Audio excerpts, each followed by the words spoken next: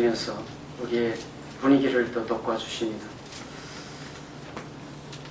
나무잎 하면 아마 쫄쫄 피어가실 거예요. 저는 지금도 농사 짓는 사람처럼 나무들을 바라보면서 금년에 농사가 잘 되겠나, 작년보다는 금년이 지금 잘 자라고 있습니다. 금년에는 제가 나무로 잎을 1000매를 만들려고 지금 준비하고 있습니다. 작년에는 한 600매밖에 못했습니다. 나무가 잘 되질 않았어요.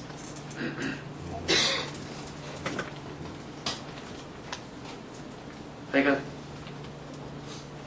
내 노년을 심심치 않게 계절을 바라보고 기다리면서 살게 만들어주신 하나님, 그것도 감사합니다. 별성 푸른 나무는 독립부터 알아본다는 말처럼 이 한 교회 창립 2주년 정말 싹수가 보입니다.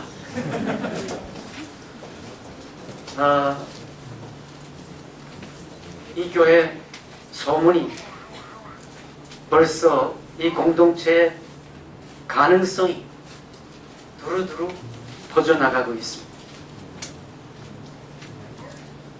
소문난 교회, 젊고 그리고 설교가 은혜스럽고 그리고 사랑의 교제가 풍성하고 또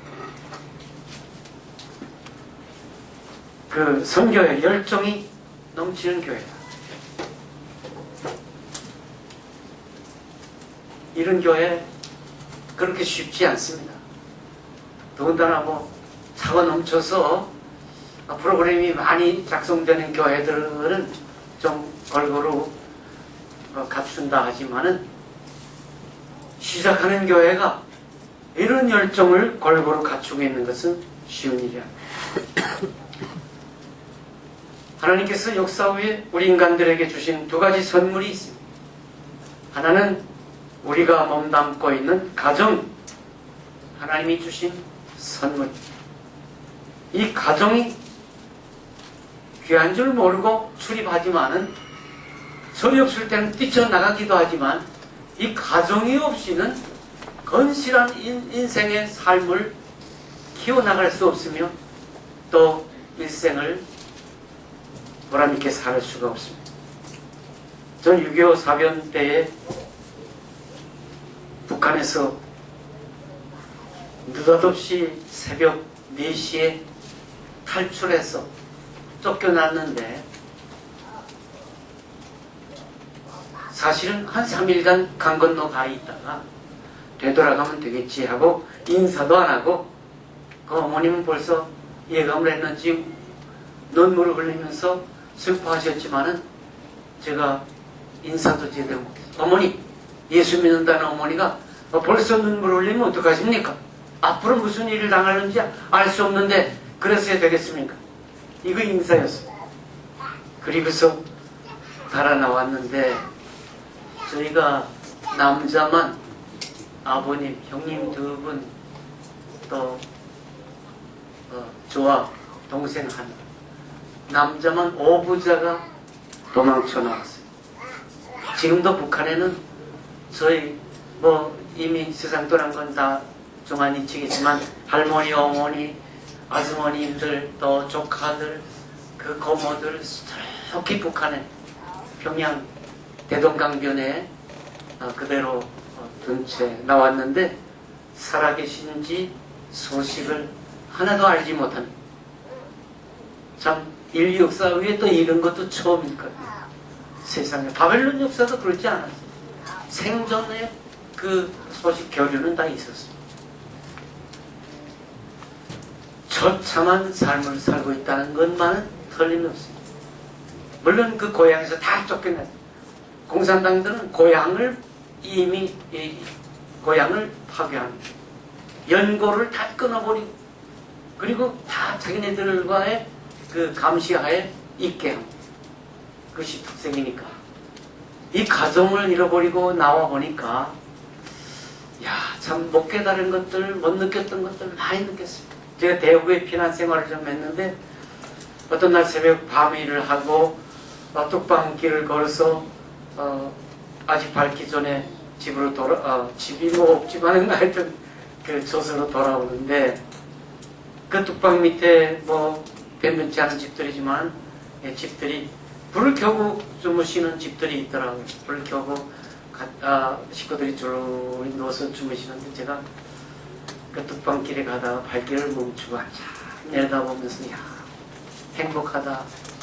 가족이 한 방에 들어누워서 저렇게 단잠을 자고 있는 멋진 행복에 겨운 것처럼 느꼈던, 난 또 눈을 겨웠던 그런 순간을 잊지 못합니다. 하여간 가정이 절이 없을 때는 가정을 우습게 보고 뛰쳐나가기도 하고 배반하기도 하고 그러지만은 절이 좀 들면 정말 가정이 필요하다. 가정이 없으면 장담할 수 없는 인생이 된다. 또 한 가지는 하나님께서 우리에게 주신 영혼을 위해서 예비해 주신 교회인, 교회는 꼭 가정과 같아요.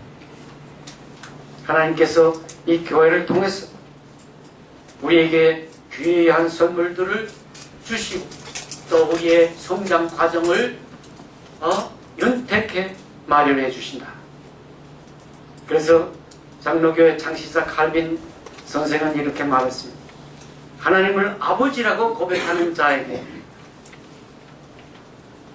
교회는 어머니와 같다. 진정 하나님을 아버지로 고백하는 자이면 어머니와 같은 교회 품 안에서 또한 신앙생활을 해야 된다는 뜻입니다.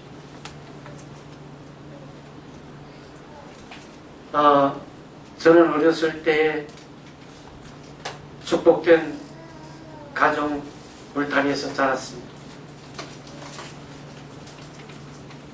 장모님 가정이 태어났고 바로 예배당에 터전과 바로 인접해 있는 바로 예배당 앞집에서 제가 태어났어요. 뒤에서 이렇게 집 뒤에 돌아가서 바라보면 높은 종탑이 철근 종탑이 서 있었습니다. 예배 시간마다 그 종소리가 쏟아져 내리고 지축이 흔들리고 이렇게 진동했습니다만 그 분위기에서 또 예배당의 찬송소리와 설교소리까지 다 쟁쟁이 들려오는 그러한 환경에서 제가 자랐습니다. 예배당 마당에 아카시아 울타리가 정말 봄이면 큰 꿀 냄새가 진동했고 참새들의 천국이었습니다.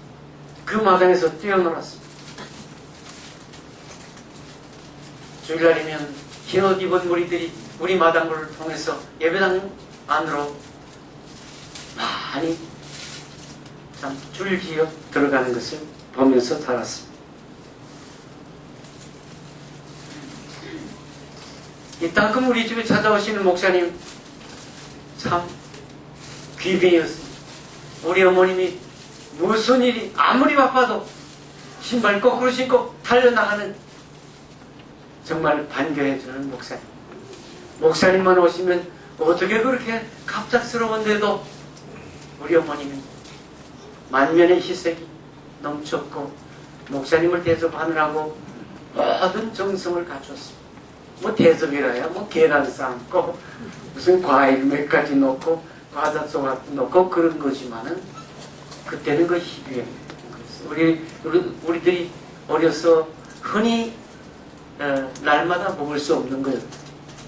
하여간 목사님만 왔다 가면 그 설거지는 제가 했어. 그날이 생일날, 잔칫날. 목사님 또 오시면 좋겠다. 늘 기대감이 있었어요. 이따가 목사님이 절 품에 무릎에 앉히고 쓰다듬어 주면서 동전도 1전짜리 한 푼씩 주면서 축복해 주는 줬던 그 기억이 잊을 수가 없습니다. 그래서 하여간 목사님은 참 훌륭한 분이다. 목사님 아주 최고의 좋은 분으로 바라봤습니다. 더군다나 우리 교회 목사님은 아주 이신 목사님처럼 키가 헌출하고 아주 부드러운 인상에 인자가 넘치고 젠틀맨이었어요. 그래서 제가 더 감동을 받은 것 같은데, 과연 목사님 강대에 넓으니까 탤런트처럼 좀 나긴 나야 되겠다 하는 생각이 있어요.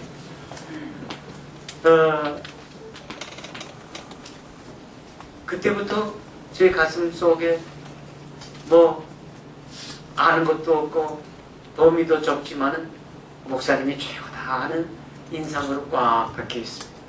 한 번은 할머님이 저를 무릎에 앉히시더니 동일아 너 이 다음에 뭐 될래? 어른이 되면 네가 뭐 될래? 가만히 있었죠. 너 중에 좀 목사님이 되라.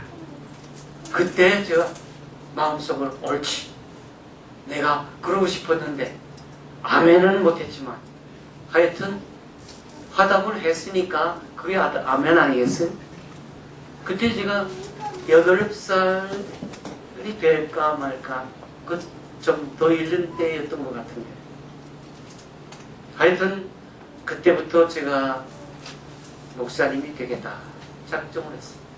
얼마나 철이 없죠.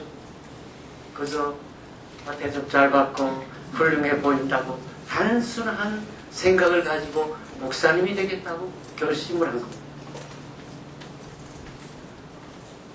그 후에 아버님이 평양에 갔다가 책 한 권을 사가지고 나왔는데 요만한 그 어린이 기도문이라고 하는 책을 그때도 있었던 거예요. 그걸 어떻게 구해 오셨는데 제가 그것을 내 기도문 책으로 읽기 시작했습니다. 하나님 감사합니다. 오늘도 친구들과 잘 놀게 해주시고 우리 부모님 말씀도 잘 듣게 해주시고 이 다음에 어른이 되면 훌륭한 사람이 되게 해주세요 하는 그런 내용이 있습니다. 얼마 후에 훌륭한 사람을 빨간 연필로 째버렸어요. 난 이 다음에 훌륭한 사람 안 되겠어요. 뭐 되겠다고? 목사라고 써놨어요.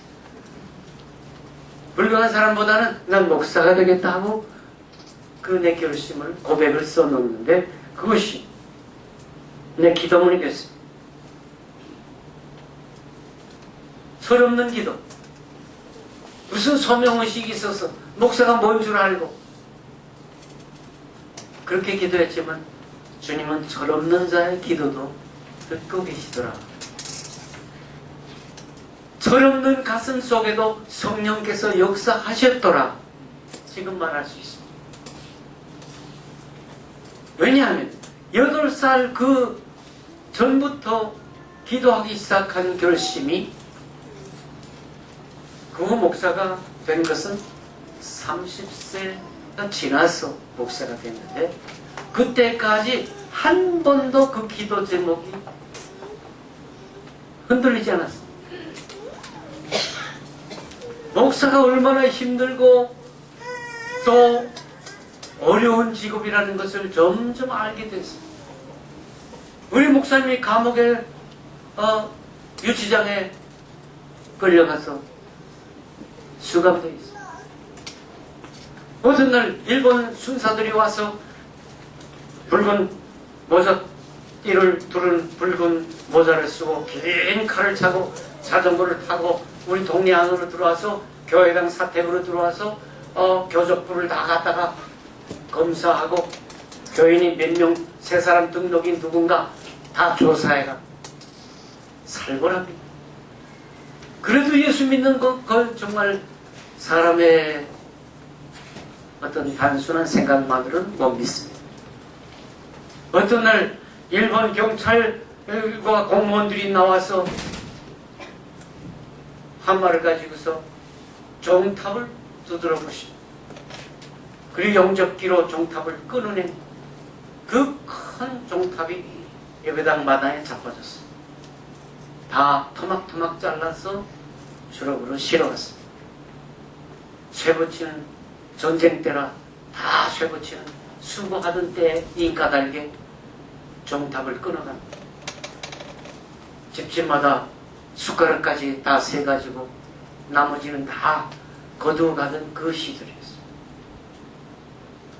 예수 믿는 것은 일본 사람들이 그렇게 싫어하고 찬송도 제대로 못 부르게 하고 구약 성경도 읽지 못하게 하고 그런 시절에 그래도 목사는 되겠다고 기도를 계속했으니 철이 없어도 보통 철이 없는 거 아니에요.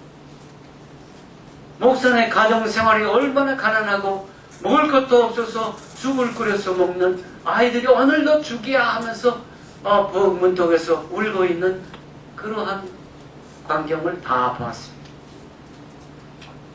그래도 성령의 역사가 아니겠어야 목사가 되겠다는 기도를 계속할 수가 있었겠나. 그렇습니다. 하여간 이러한 어린이가 교회 울타리 안에서 성장했더라 하는 것입니다. 교회가 아니었으면 결코 그러한 어린이가 그런 기도를 할 수는 없었을 겁니다. 6.25 사변이 일어났습니다. 일본은 망하고 그 역사가 정말 굴곡이 많이 있었지. 얼마나 기뻐했는지 모르지만 일본이 망했다고 춤추며 정말 들판에서 뛰어들어오면서 동네 집집 대문을 두드리면서 우리나라가 독립됐어요, 우리나라 독립됐어요 하면서 동네로 뛰쳐들어왔던 기억이 납니다만 그것도 잠깐뿐이었죠. 공산당들이 들어왔어요. 6.25가 일어났어요. 공산당은 일본 사람보다 더 무지막지하게 기독교를 박해하고 있었어요.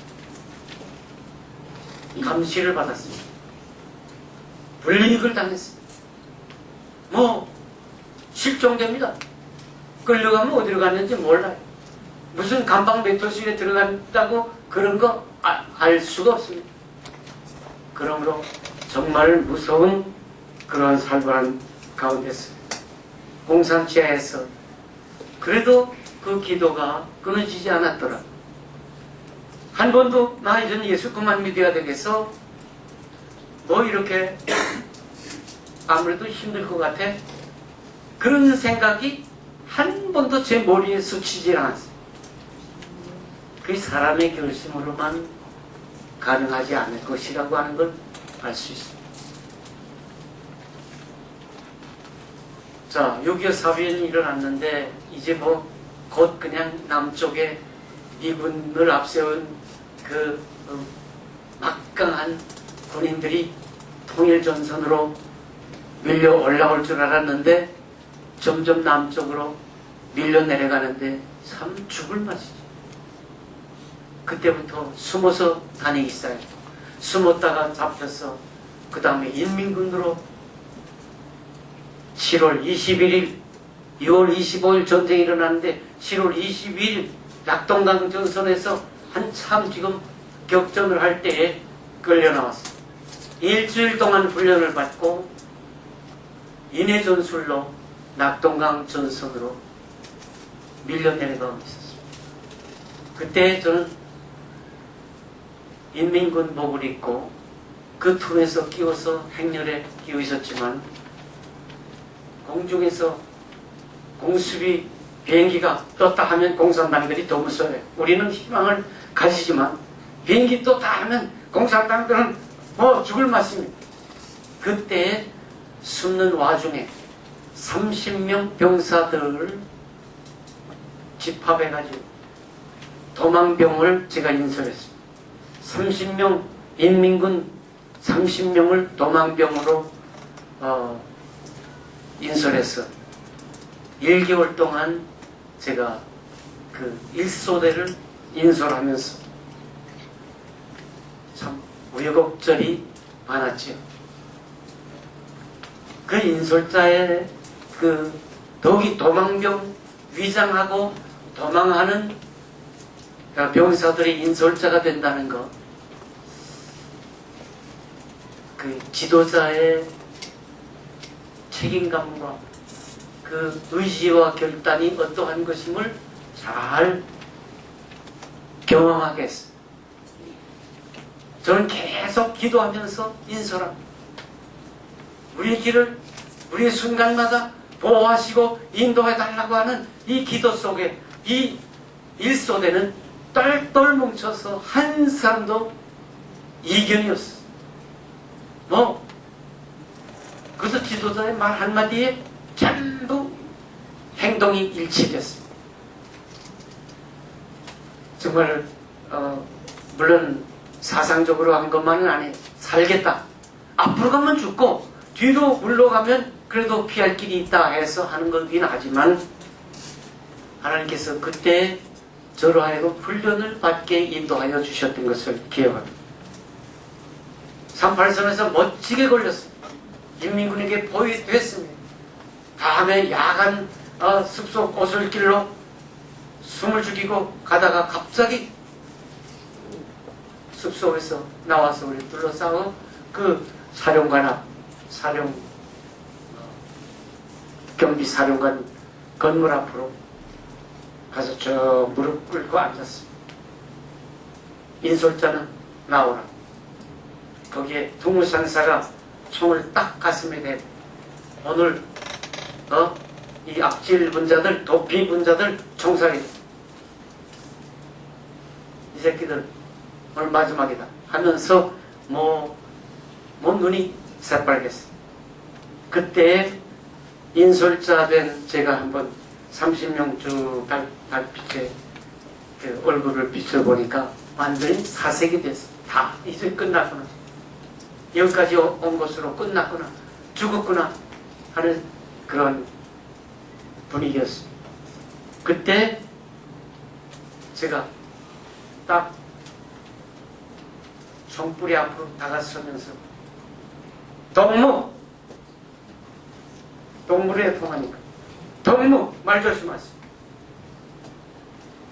동무도 인민군, 나도 인민군, 같은 인민군복을 입고 지금 도피분자라고 했는데 어디로 도망갔단 말이니? 이제 개성 통과했는데 이승만이 항복했다고 하더라. 그런 말도 들려왔어요. 이 전쟁이 끝나가는데 우리가 도망가면 어디로 도망가겠니? 완전히 정말 흑색의 거짓말이죠. 우리도 인민들의 전성을 받고 마지막 영예로운 전투에 참전하려고 나가다가 갑자기 공습을 당해서 우리의 부대가 많은 사상자를 내고 지도자를 잃고 군관을 잃고 30명 규합된 30명을 내가 선수 인솔했다. 자, 여기 명단을 보라. 차질이 있냐? 왜 차질이 있겠어요? 도망가는 사람들 저희끼리 차질이 있냐? 어디로 가느냐? 진남포 훈련소 훈련받은 본부대로 돌아간다. 이야기는 그거였습니다. 그때 거짓말 하는데도 성령이 역사하네. 제가 실감했어. 이 생명들을 내 말 한마디에 엄범물이다가 다 죽을 건데 이걸 살려야 되겠다. 이 원수들 앞에서 이 사탄의 무리들 앞에서 이런 생각으로 하여튼 살기 위해서 이긴 했지만 눈물까지 흘리면서 쇼를 했어. 그랬더니 총을 딱 바로 세우더니 손을 냅니다.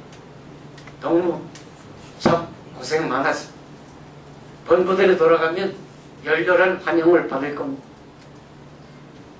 그래서 통과했는데 정말 홍해를 걷는 것처럼 올싸안고 울면서 기뻐하고 그랬는데 그렇게 걸린 거 13번을 걸렸어. 황해도 남천 부대 앞에까지 가는데 13번을 검문을 당했지만 그때 피할 길을 주시고 지혜를 주시고 용기를 주셨더라. 어떻게? 그 신앙의 지혜예요. 교회에서 교회학교가 가르쳐준 이 어린이가 이제 이만큼 신앙의 용사가 되어 가더라 하는 것을 보여줍니다. 교회는 위대한 정말 사상과 인격의 온상이 되는 것을 저는 믿습니다. 자, 그래서 도망에 성공을 했습니다. 땅속에 숨어 있는데 이제 다시 북쪽으로 공산당이 밀려가고 국군이 올라옵니다. 그래서 국군을 맞이했습니다. 얼마나 기뻤는지, 정말 이 소원 성취가 됐다고 기뻐했지만 그 시간은 짧았습니다. 어떤 날 갑자기 청년 단원, 그때는 모두 다 그 치안 협조하기 위해서 청년대에 가입을 했는데 소집이 돼가지고 긴급 소집으로 청년회관에 들어갔더니 한 50명이 이렇게 앉았는데 국군이 우리 동민을 끌고 들어와요. 문간을 들어오더니 몽둥이로 그 앞에서 이런 새끼는 죽여야 돼. 이 빨갱이 새끼. 분화발로 그냥 내려 밟고 치고 그 사람 정신없어. 사람들이 다 무서워서 얼굴도 돌지 못하고 다 숨을 죽이고 있는데 제가 맨 뒤에 앉았다가 여보시오! 손 들었어. 뭐야? 나 할 말 있어. 말해봐. 난 이 동네에서 태어나서 자라난 사상 청년입니다. 아이, 사상 청년이라? 국군 앞에서 당돌이 제가 말했어.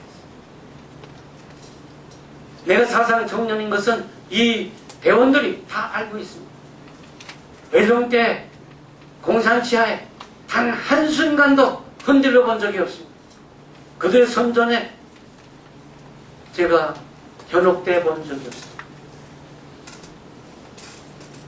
내가 이렇게 사상 청년이라고 공속에서 자부할 수 있는 것은 나에게 그러한 감화를 준 한 훌륭한 스승이 있습니다. 그것은 교회 학교에서 저를 가르쳐준 스승인데 바로 저분이 우리 교회 장로님입니다. 저분이 나에게 그러한 사상의 감화를 준 분입니다. 저분은 빨개가 아니에요. 공산당이 돌아설 때 숫자 계산을 잘한다고 해서 끌고 다니면서 그 계산을 하라고 하는 거 좀 따라다니긴 했지만 사상이 나빠서 한 거 아니에요. 그 감정을 가졌던 사람이 농사가 잘 됐느냐 못 됐느냐 평당 한 평을 떠가지고 저울로 달아서 이 계산해서 1000평이면 얼마다 그 계산하는 일을 좀 했거든. 거기에 감정을 가지고 있던 친일파의 가정의 한 그 친척이 국군으로 올라와 가지고 그 집 말만 듣고 사람 죽이겠더라. 그래서 얼마나 당돌하게 말을 했던지 국군이 뒷문으로 도망쳐 나갔어. 분위기가 거기에 그냥 있다가는 당할 것 같아요. 물론 정직한 말을 했고 당돌한 말을 했지만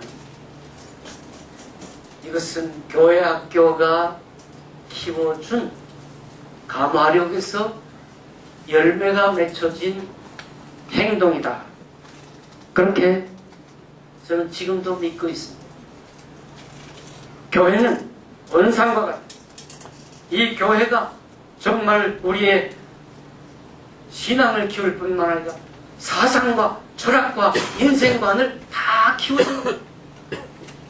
교회 생활을 제대로 한 사람은 그 인생관이 다릅니다. 모든 환난과 역경과 시련 속에서 갈 길을 판단할 줄 알게 됩니다. 사랑하신 여러분, 우리의 가정이 소중한 것처럼 교회가 얼마나 소중합니까? 여기서 우리의 신앙이 자라고 구원관이 자라고 내세의 소망이 자라고 진리의 확신이 다져지는 것이 이 교회에서 되는 것입니다.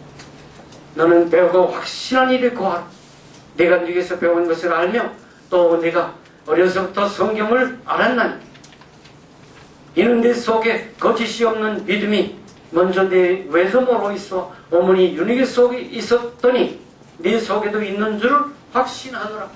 디모데에게 하신 말씀. 교회 안에서 우리는 모르고 있지만 교회 안에서 우리의 신앙이 뿌리 내리고 다져지고 있다는 것을 믿으시기 바랍니다. 이 교회는 꼭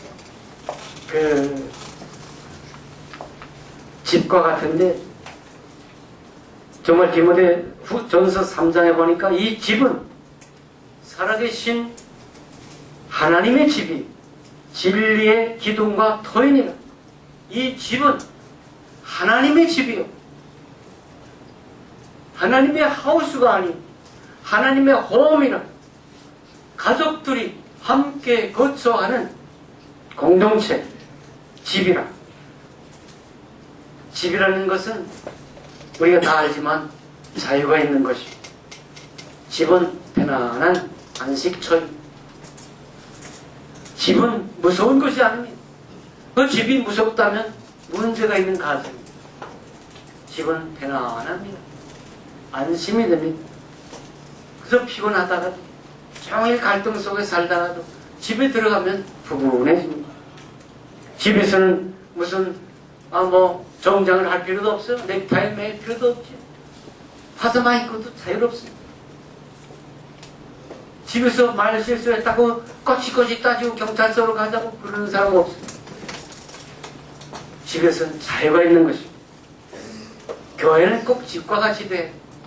이 한 교회가 정말 요것만 들었으면 아무 부담이 없어.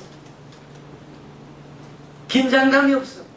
편안하다고 은혜스럽다고. 이것이 집입니다. 집은 사랑하는 자녀들이 자라고 보호받고 성장하는 온상이 보금자리. 여기서 무럭무럭 자라. 여러분 온상을 온상 그 식물을 키워보면 하룻밤새 무럭무럭 자라. 교회 안에서 어린이들이 자라고 젊은이들이 자라고 우리 인생의 삶의 우리의 신앙의 진리의 견과 터전이 다져져야. 또 집은 서로 돕고 협력하는 것이 공동체입니다. 이상합니다. 그 공동체 눈에 보이진 않지만 공동체가 얼마나 견고한 거지.